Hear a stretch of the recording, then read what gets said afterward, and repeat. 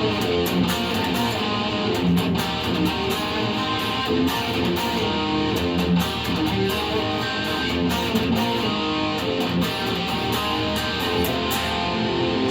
back, everybody. We're going to dive head first into what has to be the most complicated business model of all time, the music business. Here we go.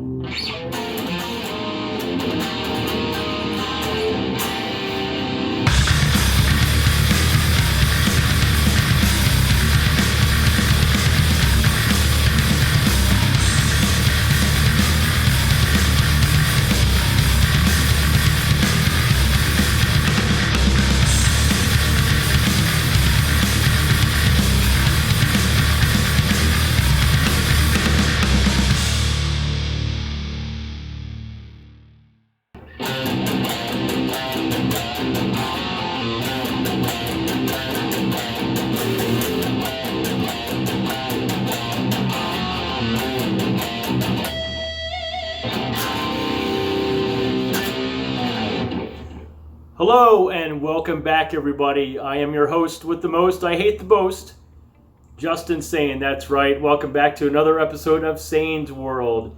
As you can tell, things look a little bit different. I have moved across town, so now it is officially named Sane Mansion West. So, yeah, I know it doesn't look like much, but the rest is all around the house, and so yeah, there's a lot more room around here, and yeah, we love the neighborhood. So.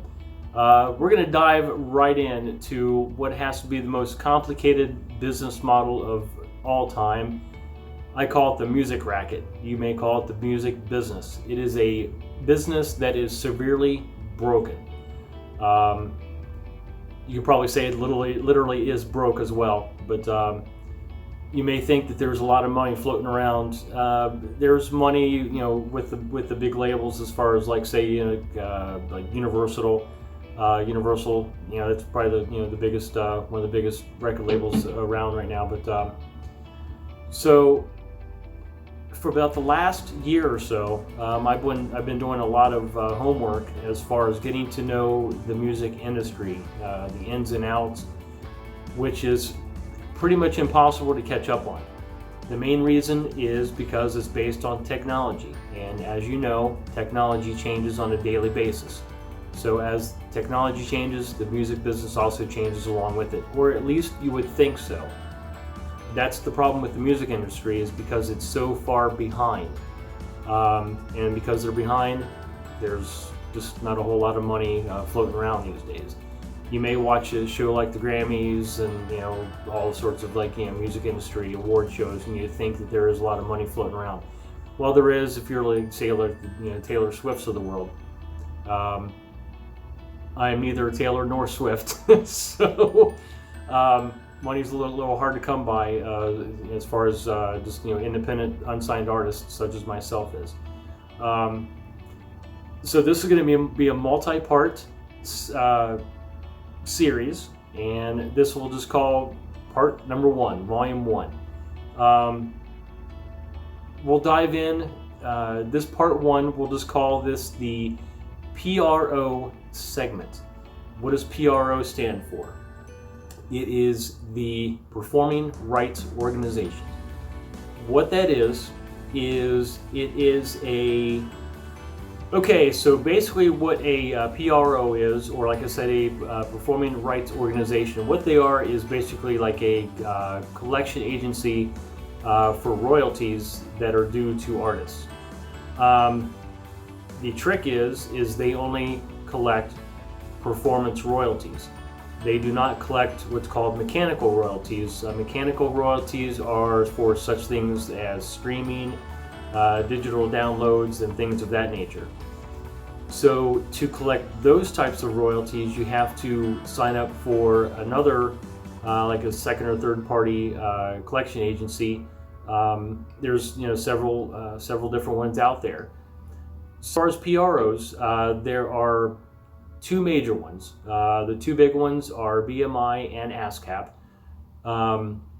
There's also a third one, and it's pretty big, but it's by invite only, and it's called CSAC. For For example, two artists that I know that are on CSAC are Nikki Sixx and DJ Ashba. Most artists are on BMI or ASCAP. That is the next decision that I'm going to make, is which agency I'm going to go with. They pretty much all go after all the same royalties. There's not really much difference in any of the one of them. The big difference is the percentage split. If you say, for example, if you go with ASCAP, and if you're, say in my instance, if you're just an independent songwriter, it's done on a 100% base. So in my case, because I am just a songwriter, I'm not actually a publisher. So I've got one of the cats crawling around here. So in my instance with ASCAP, I would want to go 100% into the songwriter part, and then 0% in the publisher part, because I don't want to give away any of my publishing if I don't have to, because they're not actually publishing my work, so therefore I would not give away money that they're not due. BMI is different in that they work on a 200% scale. So in my instance, again, just being a songwriter, I would actually put 200% into the songwriting split and then 0% in the publishing half. That's a very common mistake, is that when they're signing up for BMI and the songwriting, they'll actually only put in 100%, and so they're only collecting 50% of the royalties that they're actually due. And like I said, with the PROs, they only do performing royalties. With mechanical royalties, there are several different agencies that collect those. Probably two of the most popular ones as far as that goes is, there's one called Song Trust, and there's another one called Sound Exchange, which when I get to that part, I will have to figure out which agency to go in as far as that goes. Those two I'm not really that familiar with yet. I still have homework to do on those. But most of the artists that I know and that I follow are actually with ASCAP. There's a few of them that are with BMI. It's pretty much our personal preference, to be honest with you, because they sort of compete with each other. They're pretty much on par with each other. And also something else that maybe not a lot of people know when they're investigating these is they are organizations that collect royalties, but they're also under the U.S. government guidelines. So they can't make up rules as they go. They actually have guidelines that they do have to follow. One of the major music decisions that I did make, actually made this morning, was, and I was trying to figure out what digital distributor I was going to go with. I've been doing a lot of homework with this in the last couple weeks, and I've decided to go with TuneCore. TuneCore, what they do is you sign up for them, and then you either upload albums or songs with them. And what they do is they will put it out to all sorts of different streaming companies, such as Spotify, Tidal, YouTube Music. They're going to send it out to pretty much everywhere where you can find it. There was, just basically there's a fee that you charge, that they charge per album. But there's a different fee that they charge if you're going to release individual songs as singles, which I'm going to.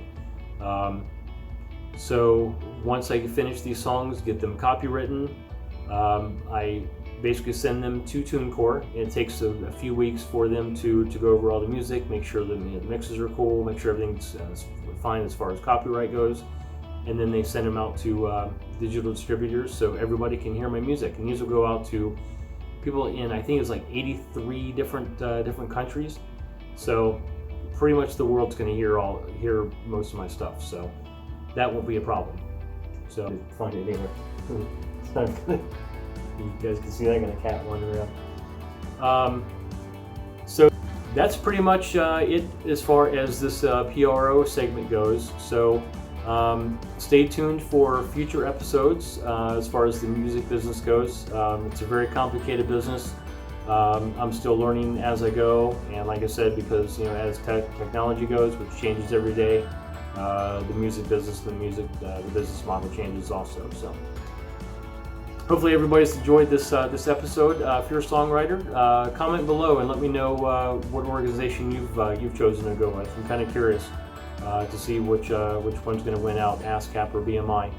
So it's a decision that I still have to make, and I'm going to do my due diligence and do all my homework before I pick one. So hope everybody's liked this episode. If you liked it and you liked it enough to go ahead and hit the subscribe button, and as an added bonus, you can hit that bell, that little bell thing on there, and you'll be the first on your block to get notified when there's new episodes that I upload. So hopefully everybody is having a wonderful Labor Day, and hopefully not everybody's laboring too hard today. So